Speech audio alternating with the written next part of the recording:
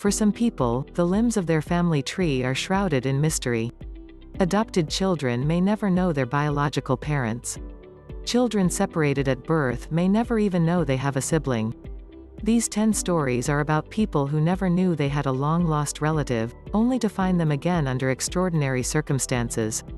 10 Steve Flagg and Christine Talady. 2 Flagg and Talady. On October 5, 1985, Christine Talady gave birth to a boy whom she planned to give up, since she wasn't ready to be a single mother at that time in her life.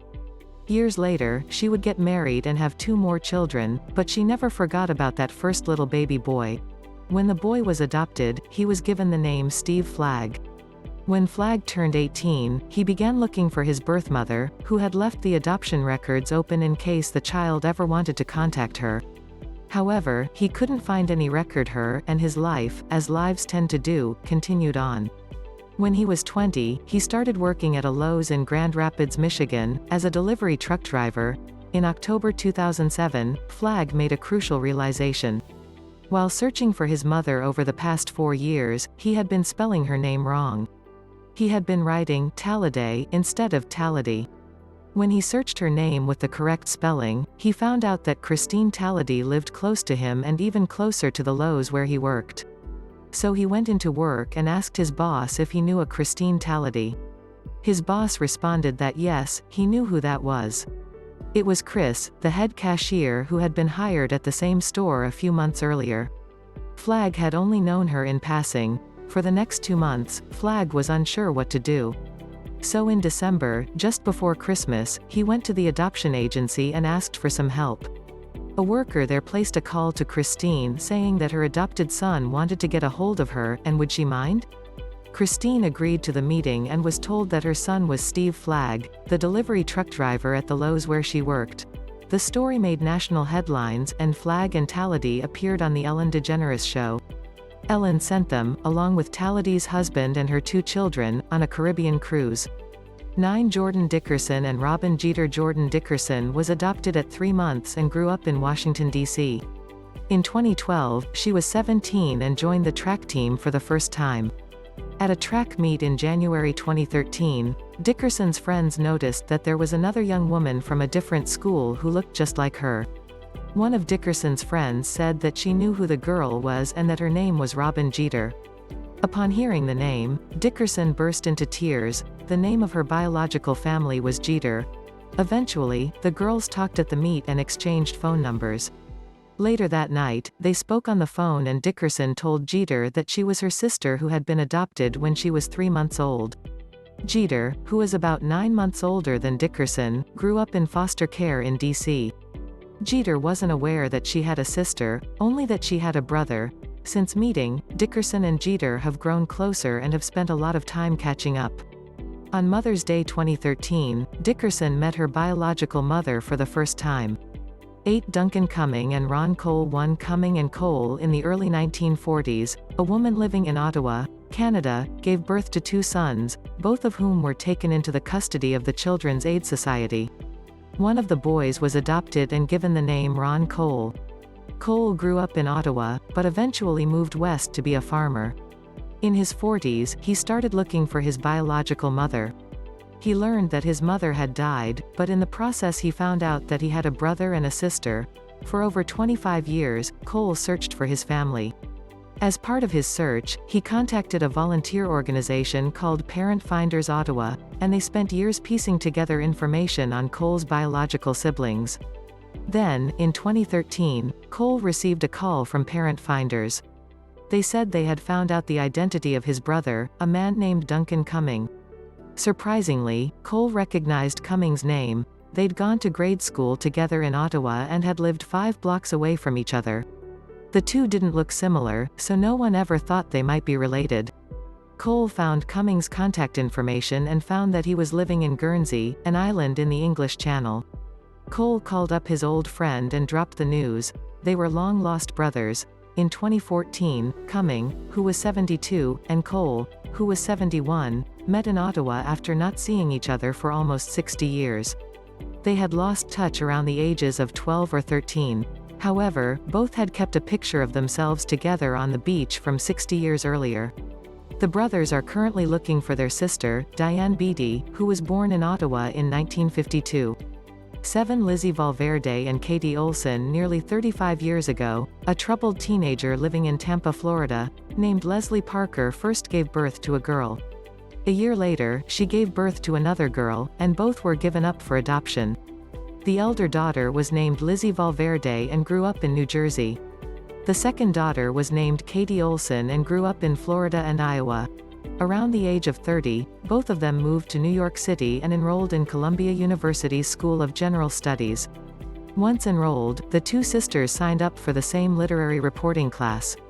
At the beginning of the class in January 2013, the instructor had the students introduce themselves, and Valverde explained that she was adopted, that she was from Florida, and began to share a few other pieces of personal information with the class. Almost immediately, Olson knew that the woman sitting across the room from her was her sister. The two long-lost sisters met after class and immediately started sharing their lives with each other. They are close now and have even gotten in contact with their birth mother. 6. Tommy Larkin and Stephen Goosney. 3. Larkin and Goosney. In 1969, an unidentified woman gave birth to a son in St. John's, Newfoundland, Canada.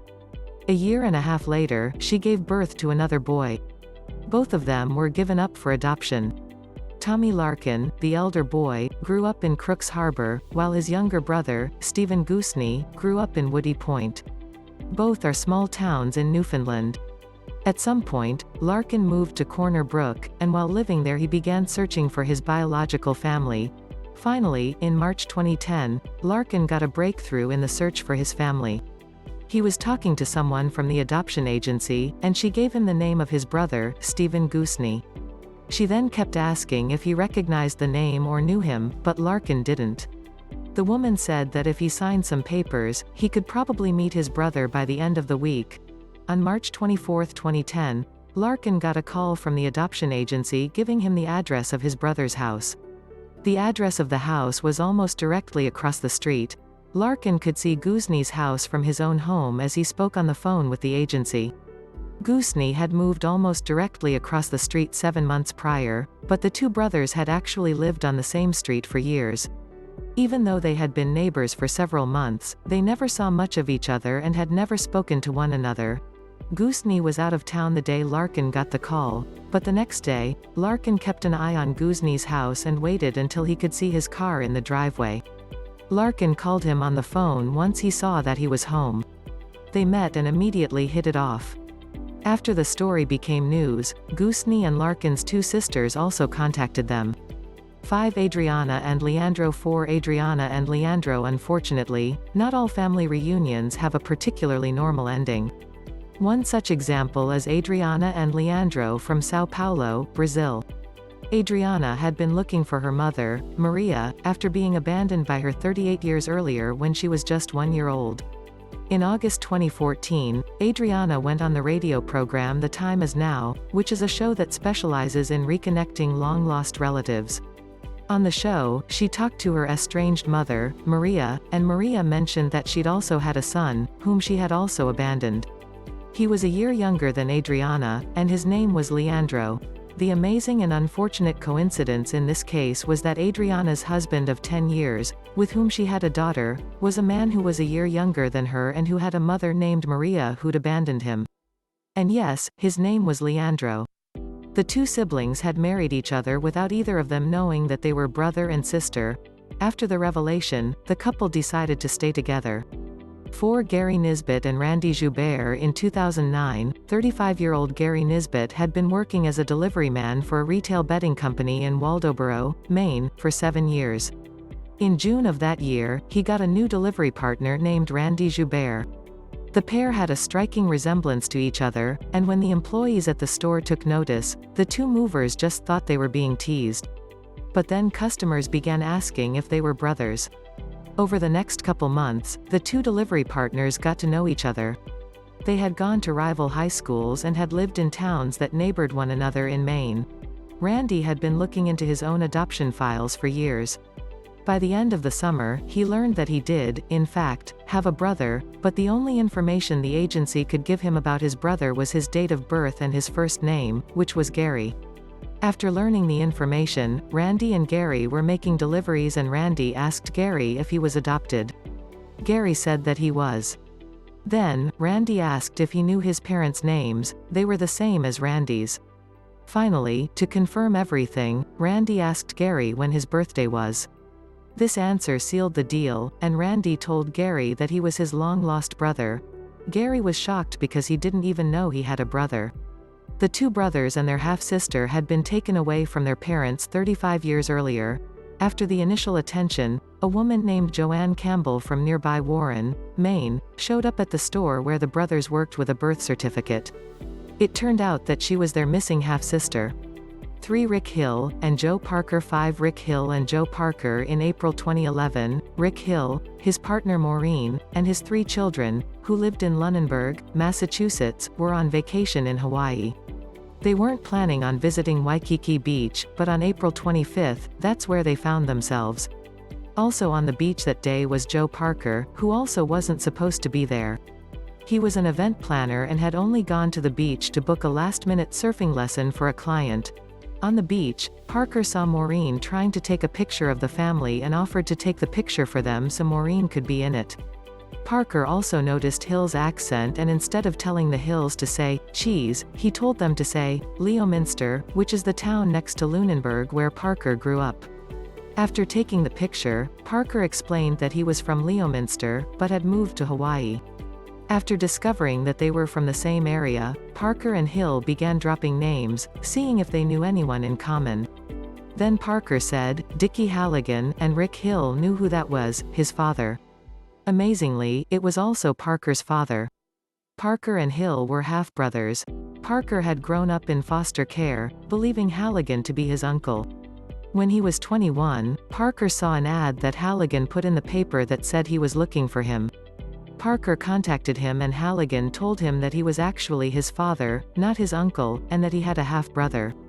Hill, on the other hand, was raised by his mother and stepfather and knew his father when he was young. After meeting on the beach, Hill spent some time with his half-brother, and they celebrated Parker's 38th birthday, which was just days after they met on the beach. They said that if they hadn't met there on that day, there's a good chance they would have never met at all. 2 Anais Bourdier and Samantha Futerman. Anais Bourdier was born in South Korea and was adopted as an infant. She grew up in Paris before moving to London to study fashion. She turned 25 years old in December 2012. One day, her friend posted a screenshot from a YouTube video on Bourdier's Facebook wall, saying that the woman in the image looked just like her. She watched the video, but there were no credits, so she didn't follow up any further. Months later, Bourdier again saw the woman from the video. This time she was in the trailer for the film 21 and Over, and she checked the credits for the film. Her doppelganger was named Samantha Futerman. So Bourdier did some searching and found out that Futerman had been raised in Verona, New Jersey. She also discovered that Futerman had been born in the same town in South Korea and on the exact same day as her. There were enough coincidences that Bourdier felt compelled to send Futerman a Facebook friend request. The two talked and eventually got a DNA test, which confirmed that the girls were actually twin sisters. Neither of them knew the other one existed until Bourdier's friend posted the YouTube screenshot on her wall. They met in London a short time later and discovered that they had the same laugh. They are close, and both girls have met each other's adopted families. They wrote a book about their experience, with each twin taking turns writing alternating chapters. It's called Separated at Birth, a true love story of twin sisters reunited. They also produced a documentary about their journey called Twinsters. One Zephanie Nurse and the Nurse family. On April 28, 1997, in Cape Town, South Africa, Celeste Nurse gave birth to a baby girl which she and her husband, Morn, named Zephanie.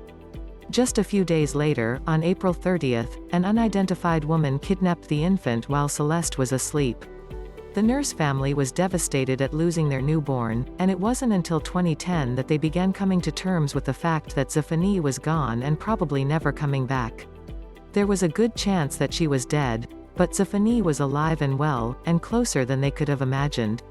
In January 2015, Zephanie was a senior in high school when she and her friends noticed that there was a striking similarity between her and a girl who had just started 8th grade. That girl was Cassidy Nurse, Celeste and Morn's daughter, whom they'd had after Zephanie. Cassidy went home and told her father about the 17-year-old girl who looked just like her.